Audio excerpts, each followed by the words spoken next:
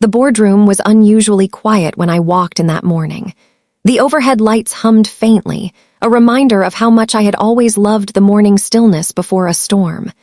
I was used to this, the sharp focus, the strategic decisions that kept the wheels of Connors and Tate Solutions turning. But today, something felt different. It wasn't just the typical anxiety of a major business decision. No, this felt personal.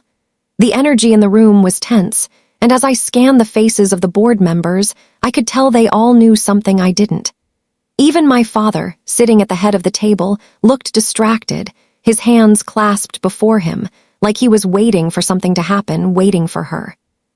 Her name was Vera, my sister, the one who always had the smile, the charm, and, as our father always said, the right connections. What she didn't have was my drive, my focus, the ability to roll up my sleeves and get to work. But that never seemed to matter, did it? Not to our father, not to the board. I took my usual seat. I had earned it over the last 15 years, the corner office, the respect of my peers, and a seat at the table.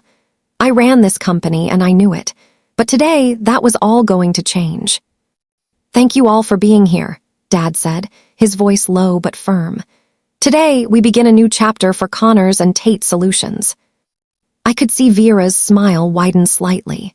She had been waiting for this moment her entire life, and I hated her for it, even if she didn't deserve it. It wasn't her fault that the weight of our family's expectations had been placed on her delicate shoulders. But the way she played the part, always playing politics, always charming everyone around her, never once having to get dirty, made my blood boil. "For those of you who haven't heard yet," Dad continued, his eyes sweeping over the room, "I've decided to step down as CEO. And after much deliberation, the board and I have agreed that Vera will be taking over the role." I froze. The words sliced through the air like a knife. Vera, CEO? How had she managed to pull this off? It didn't make sense. She wasn't the one who had spent sleepless nights trying to keep everything running, who had built the relationships, who had sealed the deals, who had earned every ounce of success this company had seen. No, she was the one who played the politics, who looked the part, who smiled and waved while I did the work. I could feel the weight of my father's decision pressing down on me, the realization sinking in. The years of sacrifices, the missed family events, the long hours, none of it had mattered. All those late nights negotiating contracts, securing new clients, and growing our operations. It all meant nothing. "Vera, congratulations," my father said, smiling at her with the pride of a father who had always favored his youngest daughter. "Thank you, Dad," Vera said, her voice sweet, rehearsed, the smile that had always worked for her now plastered across her face. She turned to the board, receiving nods of approval and polite applause. I couldn't even bring myself to clap. I couldn't even look at her.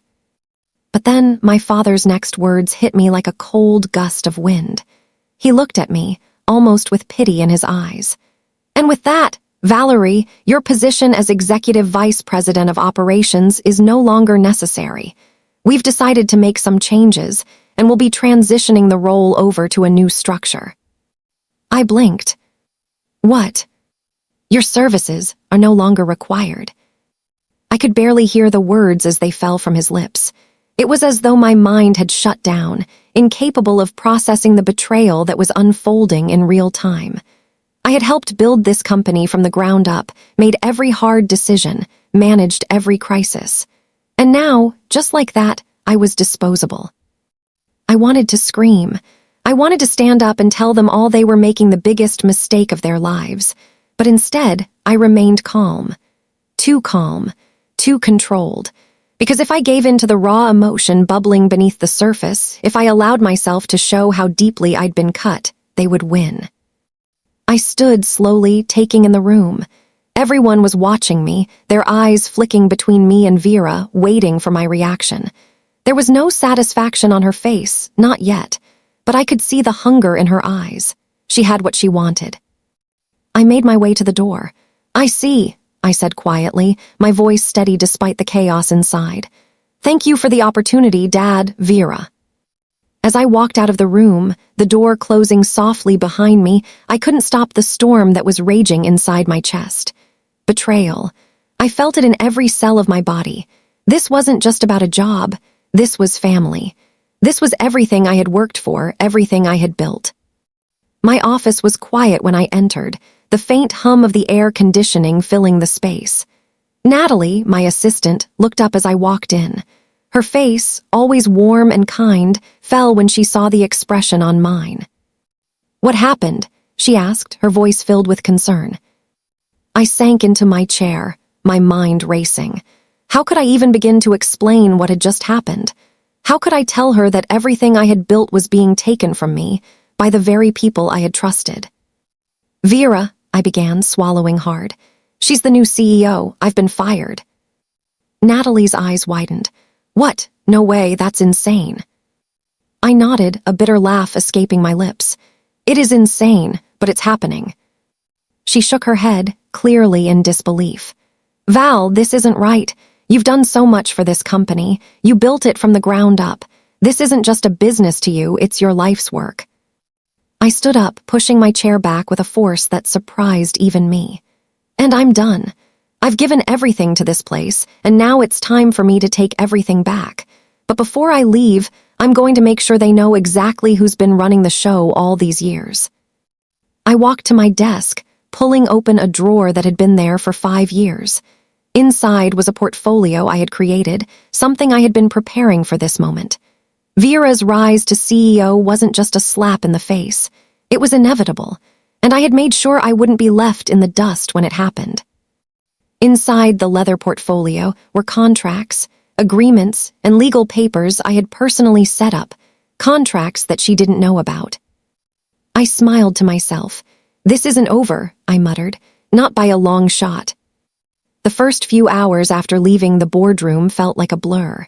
It was as if the world had suddenly tilted on its axis, and I was struggling to find my balance.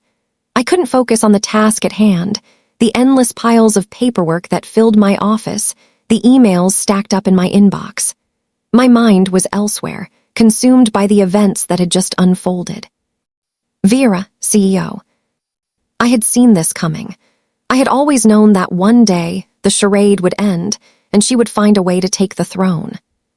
But nothing could prepare me for the hollow feeling that came with the realization that the people I had trusted most, the ones I had worked alongside for years, had chosen her over me. I took a deep breath, trying to center myself. The weight of my family's legacy, the family I had fought so hard for, felt like a heavy stone around my neck. My father had always said that the oldest child would take over the company one day, but somehow in his eyes I had never been enough. I had never been the right fit for the role, just the worker bee, the one who made things happen behind the scenes. While Vera had always played the part of the perfect daughter, polished, charming, effortless, I was the one who did the dirty work. I thought about the years I had spent securing contracts, building the relationships that kept this company afloat. I thought about the long nights working on strategies, negotiating with clients, dealing with the nitty-gritty operations that most people never saw.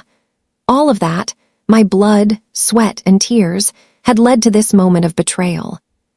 But there was something they didn't know, something Vera and my father had never considered. I wasn't just going to walk away and let them win. I wasn't going to fade into obscurity just because they thought they could toss me aside. The world outside my office window was quiet, the mid-morning sunlight casting a soft glow on the trees outside. I could hear the low hum of the building's air conditioning system, but otherwise, there was silence. I closed my eyes for a moment, letting the sound of my breath calm the storm that was swirling in my chest. When I opened my eyes, I grabbed my phone and dialed Natalie's number. She had been my assistant for years, loyal, dedicated, and always there when I needed her. It didn't take long for her to pick up. "Val," she said, her voice cautious but concerned. "Are you okay?" I smiled faintly. "I will be, but I need you to do something for me." "I'm on it. What do you need?" I leaned forward in my chair, looking out over the city. "I need you to gather every single document related to our clients, every contract, every agreement. I need it all in one place. ASAP." There was a pause on the other end of the line. "Are you thinking about what I think you're thinking?" "Yes," I said firmly. "It's time for Vera to learn who really runs this company." It took most of the day to gather the documents. As the sun began to set, casting an orange glow over the skyline, Natalie arrived at my office with a stack of folders in her arms. I motioned for her to set them down on the desk, and she did so with a soft sigh of relief. "Here it is," she said. "Every contract, every agreement, everything you've worked for, it's all in these folders." I nodded, not missing the seriousness of her tone. "Thank you, Natalie. You're a lifesaver." "You know I've always had your back," she said quietly. She paused for a moment as if weighing her next words. "What's the plan now? Are you really going to leave? Start your own thing?" I looked at her, my mind already racing. "I've spent my entire life building this company. My heart and soul are in every decision I made, every deal I closed. I'm not just going to walk away and let Vera destroy it all." Natalie frowned. "What do you mean by that?" I stood up from my chair and walked toward the window. The city sprawled before me, a sea of glass and steel that represented the dreams and ambitions of people who had fought for everything they had. I had been one of them, and I wasn't about to let that go now. "I've set up a consulting firm," I said, turning to face her. "VC Strategy Group.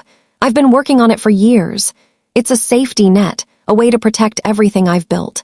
But now it's time to remind my sister exactly who she's dealing with."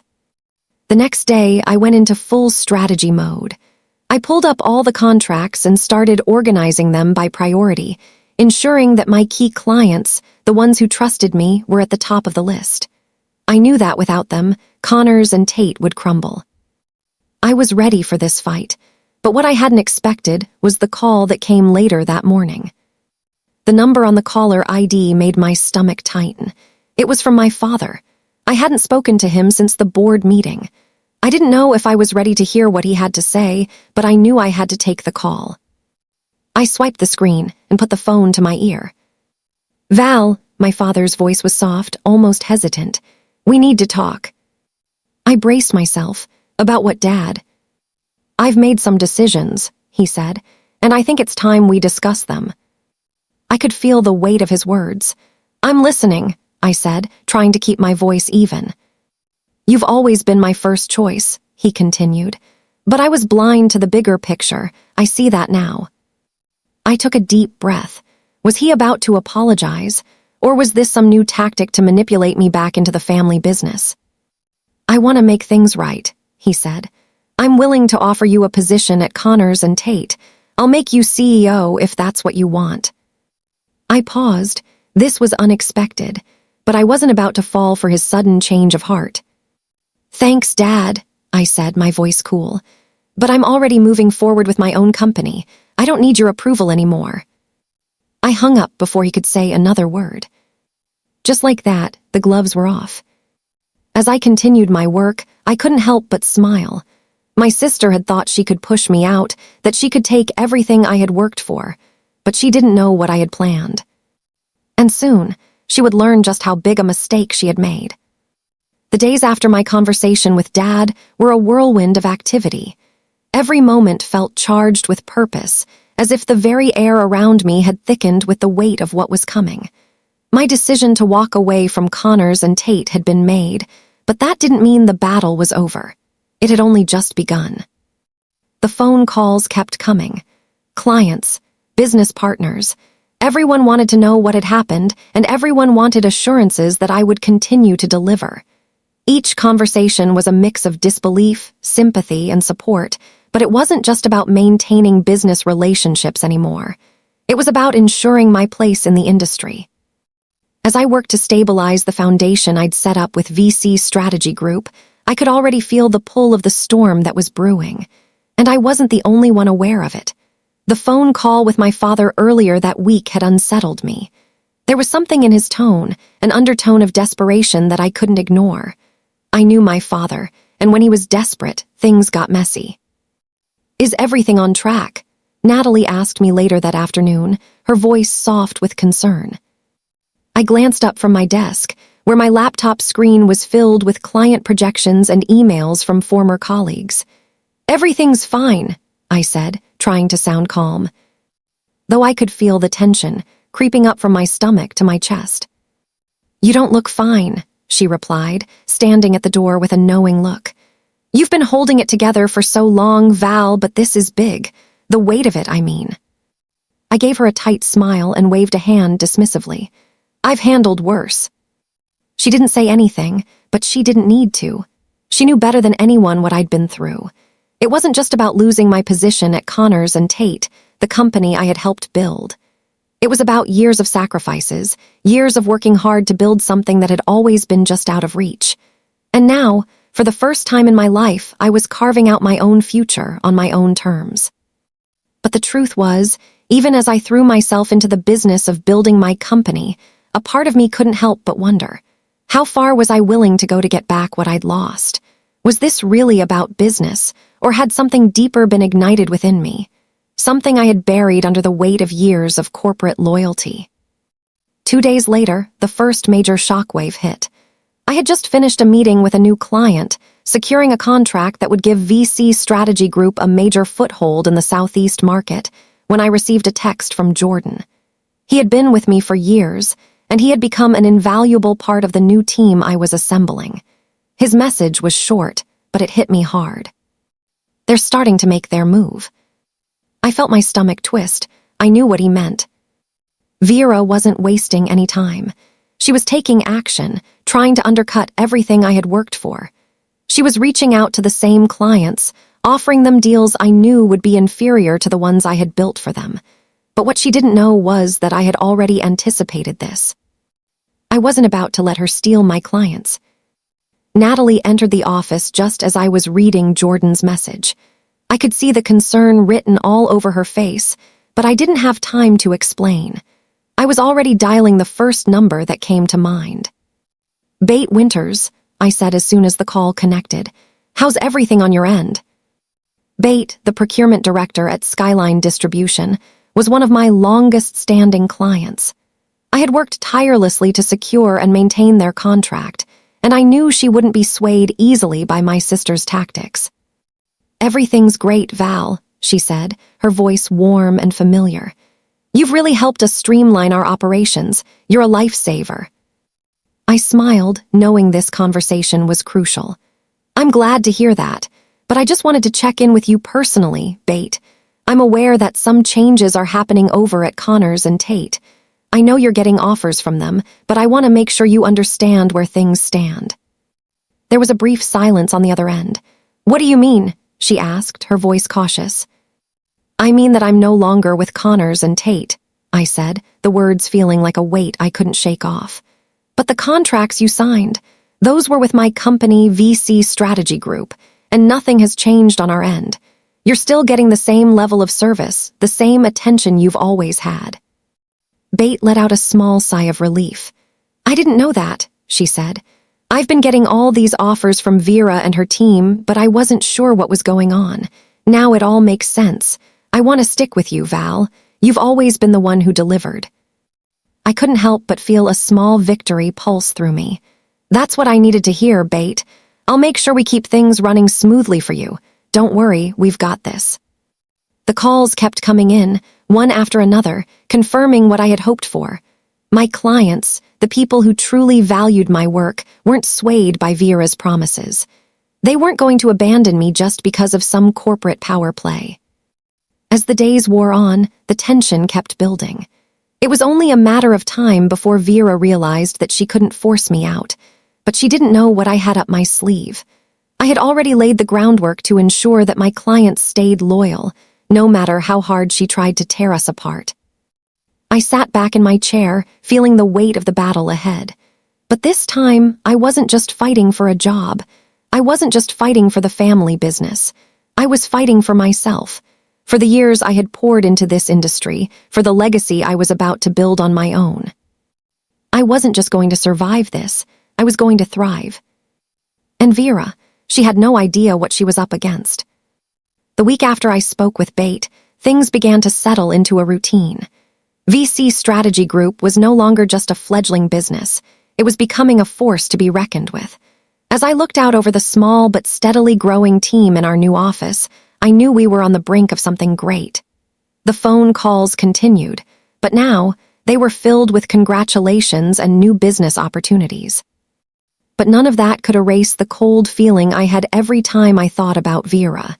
It had been weeks since our last conversation, and every time I thought about it, I felt the weight of what she had done to me. It wasn't just about the business. It was personal.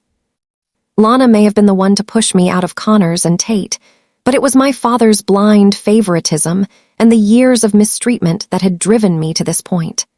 I couldn't stop thinking about the way they had underestimated me, the way they had treated me like I was disposable, just because I wasn't playing their game. I had played their game for so long, and now it was my turn to rewrite the rules.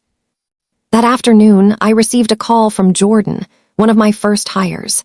He had been with me through thick and thin at Connors and Tate, and now he was one of the cornerstones of VC Strategy Group. His voice was tense when he spoke, and I could feel his worry through the phone. "Val, it's happening," he said. "Vera," calling a company-wide meeting. "She's about to announce something big. I think she's going to try to rally the troops against us." I took a deep breath. It was what I had been expecting. Vera wasn't going to go down without a fight. She would use every advantage she had, every resource at her disposal to try and drag me down. But she didn't realize something. I was no longer the woman she could push around. I had my own empire now, and I wasn't afraid to protect it. "I'll be there," I said. "But you stay on alert, keep your ears open. If she's trying something, we'll be ready." The next morning, I found myself standing in front of the towering glass building that had once been home to Connors and Tate. It felt like a lifetime ago. The place was buzzing with activity as employees filed in for the day. But there was something different in the air this time, a kind of heaviness, a tension that I hadn't noticed before. I hadn't stepped foot in that building since the day I was fired, and to be honest, I didn't miss it. I didn't miss the polished floors, the cold, corporate atmosphere. I didn't miss the way Lana and my father had looked at me like I was an afterthought, like I was the one who should have been grateful for the scraps they threw my way. No, I wasn't grateful. I wasn't going to let myself be a pawn in their game any longer. I had my own plan now. I walked through the doors of the building with purpose, my heels clicking on the marble floor, my posture straight and unwavering. I wasn't here to beg for anything. I wasn't here to try and fix what they had broken. I was here to take what was mine. Inside, the boardroom was packed. The same faces, the same corporate sharks who had always been too busy counting their profits to care about the people who actually made the business run. And of course, there was Vera, standing at the front of the room with that smug smile I knew all too well. "Good morning, everyone," Vera said, her voice echoing off the walls. "I'm sure by now you've all heard the news. Connors and Tate will be restructuring. We're going to move forward with a new direction, one that will take us into the future of logistics. And that future starts today." I sat down at the back of the room, my eyes never leaving her. I knew exactly where this was going. She was going to spin her narrative, make herself look like the savior, the one who had stepped up to save the company. And I knew that every word she said would be a lie. "Lana," one of the board members spoke up, a middle-aged man I'd worked with closely for years. "What about the contracts we have with VC Strategy Group? Will we continue working with them, or should we start looking for new partners?" Vera's eyes flicked over to me for the briefest of moments before she responded, her voice smooth, her smile tight. "Well, that's where things get interesting," she said, her tone as sugary sweet as ever. "We've been reviewing the contracts, and we've decided that going forward, Connors and Tate will be handling all of our logistics in-house. VC Strategy Group has served its purpose, but the future of this company belongs to us. I've personally reached out to all of our major clients and assured them that they can expect the same level of service, if not better." I couldn't help the bitter laugh that escaped me. It was as fake as everything else she had ever done. She was so certain that I had no recourse. She thought that just by saying the words, she could erase everything I had built. But she didn't understand. She didn't understand that the contracts weren't just paper. They weren't just ink on a page. They were built on trust, on relationships, and she had no idea what was about to hit her. Later that day, I sat down at my desk in my new office, my phone buzzing with messages of support from my team. Jordan had already called to give me the details of the meeting, and I could hear the concern in his voice. Val, I think it's time we start talking about how we handle this. Vera's trying to play dirty. We've got to be ready for whatever she throws our way. I nodded, my eyes scanning the emails from my clients. They were all asking the same question. What's happening at Connors and Tate? They wanted reassurance that nothing would change, that they would continue to get the same level of service they had come to expect. And they would, but not from Vera. I wasn't going to let her destroy what I had built. I had spent years earning the trust of these clients, building relationships that couldn't be broken by corporate politics. If she wanted a war, then a war she would get. But this time, I would be the one with the power. I would be the one who controlled the narrative. And when the dust settled, Vera would be the one left with nothing. 3 months had passed since I walked out of Connors and Tate, but the scars of that betrayal hadn't faded. They had only grown deeper, more visceral, and more determined. Every day, as VC's strategy group continued to grow, I could feel the pressure mounting. The feeling that Vera would eventually make her move, that she wouldn't just let me go quietly, was always at the back of my mind. Now, the inevitable had arrived. I had expected her to try something. I just didn't expect it to happen this quickly. It started with a phone call. Val, it's Jordan. You're not going to believe this, but Vera just made an offer to our top client, Evergreen Supply Chain. She's trying to take them from us. I leaned back in my chair, my fingers brushing across the smooth surface of my desk, a desk that I had built everything upon. This was it, the move I had been waiting for, the final test to see if I had truly succeeded in breaking free from the shackles of family politics. But this time, I was ready. I knew exactly what Vera was doing. She was trying to leverage her power as CEO to muscle in on my business, to take what I had worked so hard to build. She thought she could simply offer a better deal, win the client back, and wipe me out. But she didn't realize something. What I had was something she would never have: trust. The relationships I had forged with clients weren't based on contracts alone. They were built on respect, and that respect couldn't be bought. I stood up, my mind already racing with a plan. The time for subtlety was over. I was about to make a move that would irrevocably change the course of this war. The phone call came in the early afternoon. It was from Natalie. Val, I just got word from our contact at Evergreen. They're about to take Vera's offer, but there's a catch. They want to hear from you first. They want to know if we can still offer the same level of service, even after everything that's happened.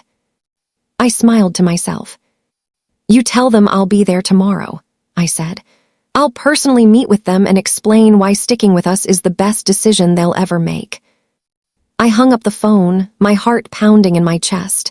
This was it, the moment I had been preparing for. Vera thought she could take them from me. She thought she could destroy everything I had built, but she had no idea what was coming. The next morning, I found myself standing in the lobby of Evergreen's headquarters. It was a stark contrast to the cold, sterile corporate offices I had grown used to. This was personal. This was where business was truly done, face to face, no tricks, no games. As I walked into the meeting room, I could see the tension in the air. The decision was already made in their minds. They were just waiting for me to speak. Good morning, I greeted them, offering a firm handshake to each of the executives sitting at the table. Good morning, Val. We were hoping you'd come, said Edward Hughes, the procurement director. We've been given a lot to think about, especially in light of recent events. I took my seat, my posture confident but calm. I understand your concerns, I said, my voice steady. But what I need you to understand is that everything we've built, everything I've worked for, has been because I care about this business. I care about the work we do. I care about the relationships we've established with you, and I care about making sure you get what you deserve. The executives exchanged glances, some nodding, others looking uncertain. You see, I continued, what Vera doesn't understand is that the work we do is about more than just profit margins. It's about trust. It's about commitment. And that's why you're not just another client to us. You're a partner. You've helped us grow, and we've helped you grow. That's the foundation of this relationship. I paused, letting my words sink in. I had done my homework. I knew exactly what Evergreen needed. But more than that, I knew how to speak to them in a way that no one else could. And that's when I saw it, the crack in the armor. The moment they realized they had been looking at this all wrong. "You're right," said Edward. "It's not just about money. It's about who we trust to get the job done right." I nodded. "And I'm here to show you that the trust we've built together will never fade. Not with me, and not with my team. I've personally made sure that we are ready to continue providing the best service in the industry, without missing a beat." 2 hours later, I walked out of Evergreen's headquarters with a signed contract in hand. It wasn't just a victory, it was a statement. Vera had underestimated me, but more importantly, she had underestimated the strength of the relationships I had built. But this wasn't just about Evergreen. It was about sending a message to Vera and everyone who had ever doubted me. When I got back to the office, Jordan was waiting for me with a wide grin. "Val, you did it. Evergreen's staying with us. And get this." He handed me a note. "It's a long-term deal. 5 years, they're in for the long haul." I smiled, feeling a wave of satisfaction wash over me. This was it, the moment I had been waiting for, the moment I had fought for. That night, as I sat in my office, I received another call, this time from my father. I hadn't heard from him since our last conversation, when he'd reluctantly acknowledged my success. "Val, I've been thinking," he began. "I know things have been tough between us, and I know you're probably angry, but I need to tell you something." I sat back in my chair, my fingers resting lightly on the edge of my desk. "What is it, Dad?" "I've realized that I've made mistakes. I should have seen your potential years ago. I should have supported you, not Vera, and I regret it." I closed my eyes, the weight of his words hitting me harder than I expected. I had spent years seeking his approval, always feeling like I wasn't good enough. But now, I knew better. I had made this empire on my own. "You've always had my potential, Val," he continued. "And I want you to know I'm proud of what you've built, not because of who I am, but because of who you are." 3 days later, I stood in front of the board of Connors and Tate for the first time since everything had fallen apart. It was an odd sensation, seeing faces that once felt so familiar, but now seemed so distant. They had tried to bury me, but instead, they had given me the foundation to build something that no one could ever take away. As I walked in, I could feel the weight of the moment. This was the final confrontation, the end of a chapter. "Val," Lana said, her voice tight, "you've made your point, but you're not going to win this, not without me." I smiled. "I already have, Vera. You see, I didn't need you. I never did. And now neither does this company." The silence was deafening. No one spoke. No one moved. I had won. I had finally proven my worth, not just to them, but to myself.